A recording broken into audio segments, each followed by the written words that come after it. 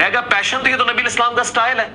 صحیح مسلم میں حدیث ہے، اور یہ حدیث امام جعفر نے روایت کی ہے امام محمد باقر سے، جو محمد بن علی بن حسین بن علی ہیں، یعنی حسین بن علی کے پوتے، امام زین العابدین کے بیٹے. اور انہوں نے جابر بن عبداللہ سے کہ نبی علیہ السلام جب کبھی بھی ممبر پر چڑھتے تو آپ علیہ السلام جب تقریر کرتے تو آپ کی آواز بلند ہو جاتی، غصے میں اضافہ ہو جاتا، آنکھیں سرخ ہو جاتی، جس طرح کوئی جرنیل اپنی فوج کو تیار کر رہا ہو.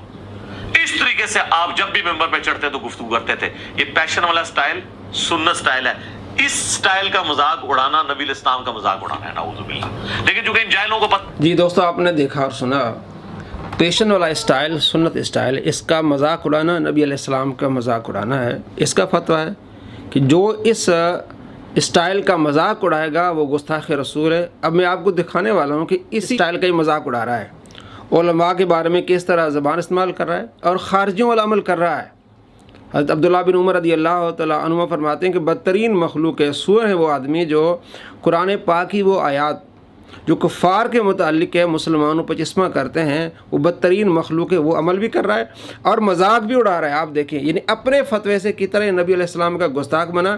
میں کہتا ہوں کہ یہ اس لیے مرزا قادیانی کی گندی نسل ہے کہ جس طرح مرزا قادیانی ایک جیب میں گڑ رکھتا تھا اور دوسری جیب میں ڈھیلا رکھتا تھا مٹی کا اپنے استعمال کے لیے، تو بعض اوقات ادلی بدلی ہو جاتے تھے، گڑ نیچے چلا جاتا تھا اور ڈھیلا اس کے منہ میں ہوتا تھا. اس کا کام بھی یہی ہے، دوسروں پر گستاخی کے فتوے لگانے والا خود اسی فتوے کی زد میں ہے. کوئی نئی بات نہیں، ہم وہی اس کو دکھا رہے ہیں، پورے اس کے کلپس دکھا رہے ہیں اور پوری اس کی بات دکھا رہے ہیں. ذرا دیکھیے مزید. نہ انہوں نے قرآن پڑھا نہ حدیث. اچھا، یہ تو اپنی فقہ کی کتابیں اور دورہ حدیث کرتے ہیں. نہ انہوں نے قرآن پڑھا نہ حدیث. اچھا، یہ فقہ کی کتاب اور دورے کرتے ہیں. اب آپ کو خود معلوم ہونا چاہیے کہ آگے سورہ بقرہ پڑھ رہا ہے 171 آیت، اس میں ین ایکو کو ین کیوں پڑھ رہا ہے.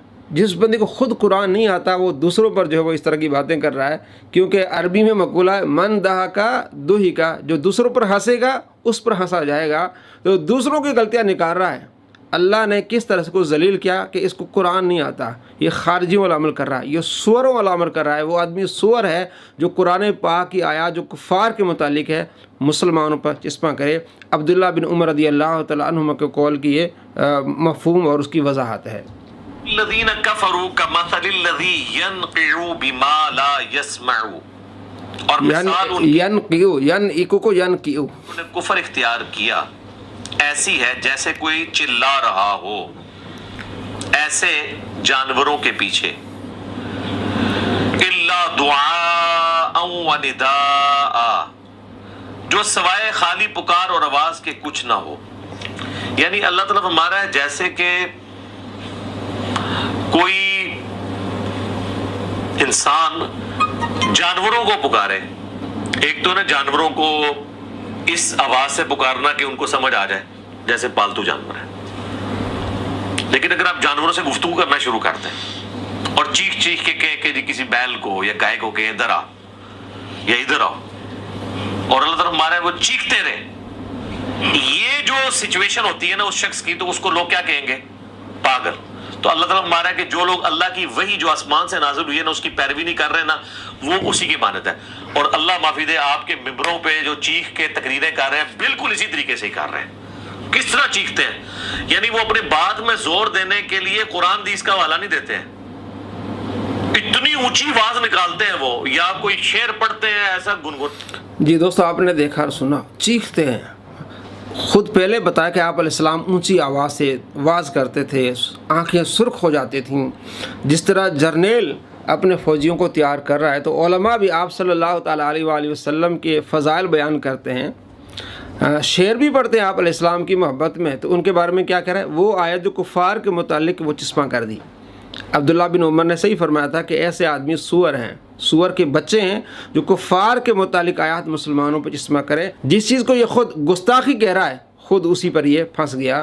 اس نے قرآن پاک کی آیت پڑھ کے مسلمانوں کا مذاق اڑایا، قرآن پاک کی آیت کا مفہوم اور ترجمہ بدلا. اور اس سے آگے کہتا ہے اسی آیت کے اینڈ پہ صم بکم عمی فہم لا یعقلون، کہ بہرے ہیں، گونگے، اندھے، انہیں عقل نہیں.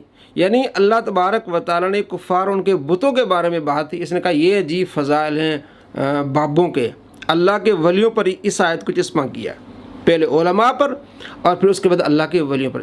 اللہ کریم فرماتے ہیں من عادی ولی فقد آذنت بالحرب، جو میرے کسی ولی سے عداوت رکھے اسے میرا اعلان جنگ ہے۔ یہ تو قرآن پاک کی آیات جو کفار کے متعلق ہے، حالانکہ شروع میں وَمَثَلُ الَّذِينَ كَفَرُوا، مثال کافروں کی واضح طور پر اللہ نے مثال دی کافروں کی، اس نے علماء پر فٹ کی اور اللہ کے ولیوں پر فٹ کی، اور کہتا ہے یہ ہیں جی بابوں کے فضائل۔ حالانکہ فضائل کیا ہے بابوں کے؟ اللہ کے ولیوں کے فضائل کیا ہیں؟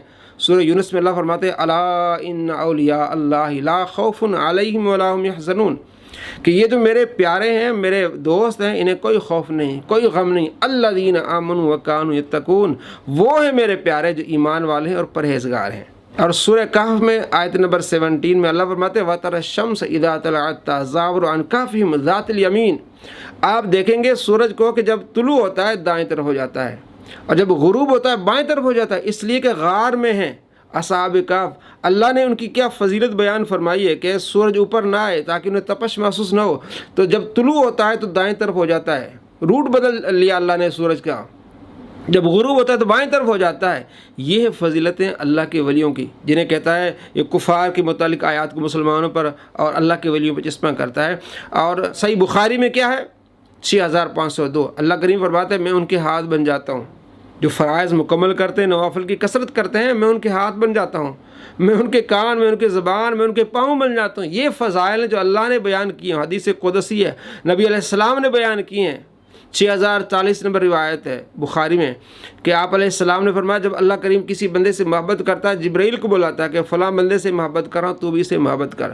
پھر جبرائیل آسمان والوں میں ندا کرتا ہے کہ اللہ کریم فلاں بندے سے محبت کرتا ہے، تم سارے اسے محبت کرو، اور آسمان والے سارے محبت کرتے ہیں۔ اس کی قبولیت دنیا میں رہنے والوں کے دلوں میں ڈال دی جاتی ہے، لوگ ان سے محبت کرتے ہیں۔ تو یہ فضائل ہیں اللہ کے ولیوں کے، اور کس طرح یہ خوارج والا عمل کر رہا ہے، سوروں والا کام کر رہا ہے کہ قرآن پاک کی تعریف کر رہا ہے اور اپنے فتوے سے، اپنی زبان سے ایک گستاخ رسول بن رہا ہے۔ تو ایسے گستاخوں سے بچیے، ایسی تعلیم سے بچیے۔ وہ آیات جو قرآن میں کفار کے متعلق مسلمانوں پہ چسپاں کرتے ہیں، ایسے سوروں سے بچیے، اپنی آخرت کی فکر کیجیے۔ مرنے سے پہلے مسلمان ایسے سوروں سے بچ، ایسے شریروں سے بچ جو تیرا ایمان تباہ و برباد کر دیں۔ اللہ سے محبت کر، اللہ کے رسول سے محبت کر، صحابہ سے محبت کر، اللہ کے پیاروں سے محبت کر، تب تیری آخرت سنورے گی۔ اگر ایسے سوروں کے پیچھے جائے گا تیری دنیا بھی برباد ہو جائے گی اور آخرت بھی برباد ہو جائے گی۔ ایسا نہ کرنا۔ اللہ ہماری دنیا بھی بہتر فرمائے اور آخرت بھی بہتر فرمائے، اور ایسے شریروں سے اللہ کریم ہم سب کی حفاظت فرمائے۔ السلام علیکم ورحمۃ اللہ۔